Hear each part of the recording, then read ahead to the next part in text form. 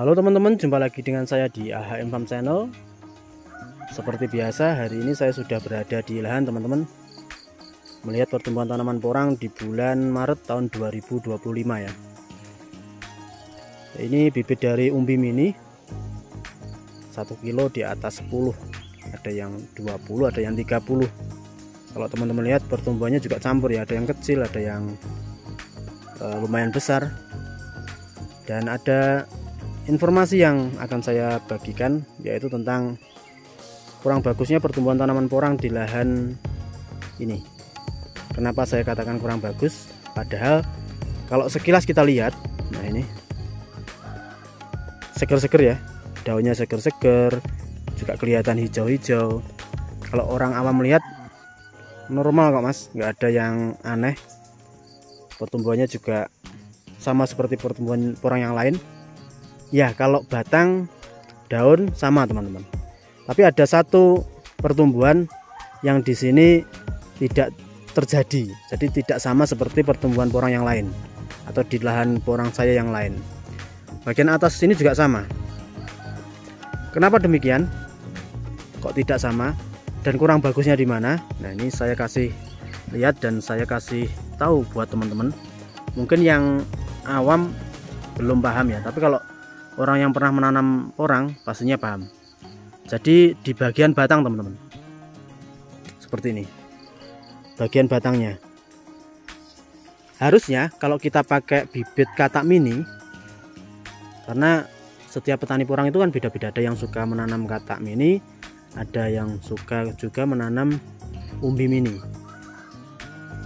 Untuk jenis katak, baik itu katak mini, katak sedang maupun katak super, itu pertumbuhannya bisa sampai 2-3 kali tumbuh tunas teman-teman. Jadi setelah tumbuh tunas pertama, nanti akan disusul tunas kedua.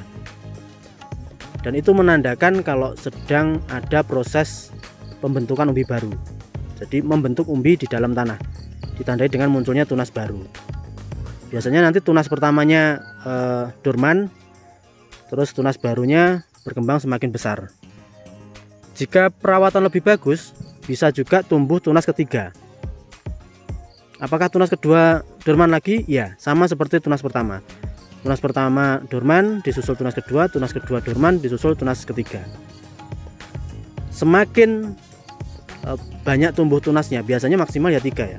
Semakin banyak tumbuh tunas susulan, itu semakin bagus pertumbuhan tanaman porang. Jadi pembentukan umbi barunya ini semakin sempurna, semakin besar. Nah, bagaimana jika pertumbuhan tunasnya itu hanya 1 kali? Nah, itu dipastikan pertumbuhan porangnya kurang bagus. Apakah ada penyebabnya? Ada teman-teman. Dan perlu diketahui, pertumbuhan tunas pertama kedua itu hanya terjadi pada bibit umbi mini dan juga pada bibit katak ya. Kalau katak super itu 2 kali, tapi katak sedang itu bisa nyampe 3 kali. Umbi mini 2 kali teman-teman. Umbi agak besar juga sama. Tapi kalau umbi di atas 5 on itu hanya tumbuh 1 kali. Jadi 1 kali tumbuh sampai nanti bisa kita panen. Kalau tidak kita bongkar, biasanya tahun berikutnya atau musim berikutnya itu bisa tumbuh bunga. Dan di sini bisa teman-teman lihat, ini penanaman dari bibit umbi mini. Dan kalau teman-teman lihat, ternyata pertumbuhannya hanya 1 tunas atau 1 batang. Ini bisa saya pastikan pertumbuhannya kurang bagus teman-teman. Akan saya kasih lihat, jadi apakah benar tanaman porang yang dipakai itu bibit umbi mini bisa tumbuh 2 tunas. Nih belakang saya ada. Nah ini 2 tunas, bukan 2 bibit ya, tapi memang 1 bibit itu tumbuh 2 tunas. Nah ini belum dorman, iya, dormannya menyusul. Ketika ini semakin besar, ini nanti akan lama-kelamaan setelah kataknya terbentuk seperti ini. Nah ini nanti akan dorman dan mati. Bibit kataknya bisa kita pakai di musim selanjutnya.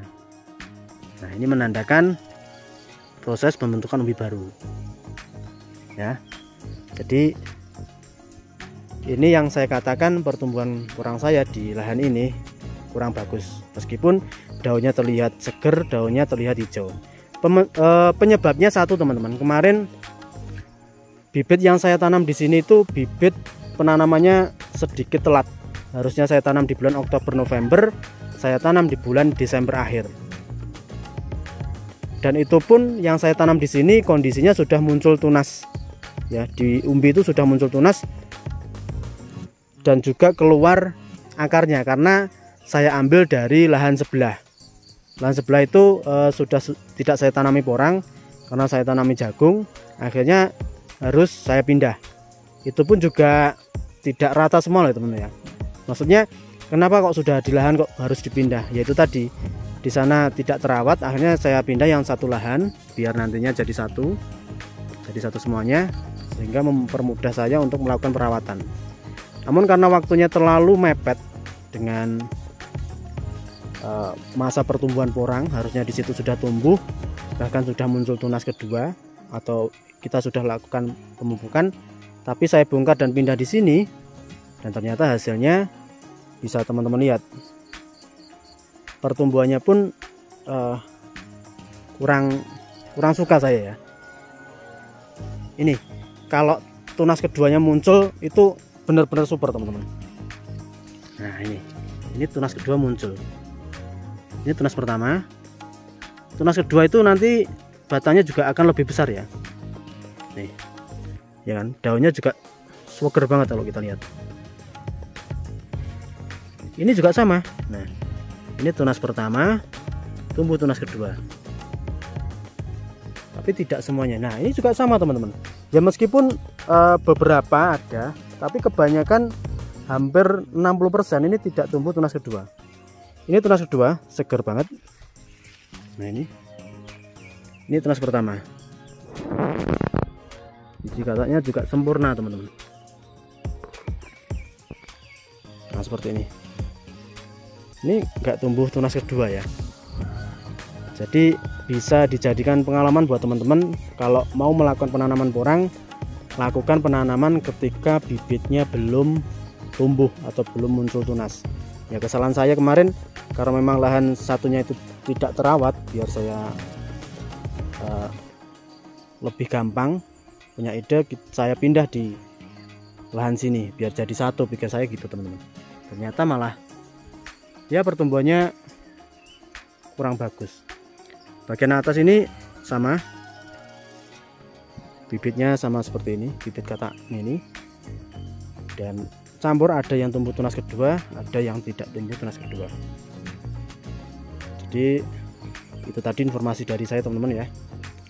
Kalau mau melakukan penanaman porang, mending lakukan pada waktu yang tepat. Jangan sampai bibitnya sudah tumbuh baru dilakukan penanaman, nanti pertumbuhannya juga kurang maksimal. Oke, itu aja informasi dari saya, dan sampai ketemu di video selanjutnya. Terima kasih.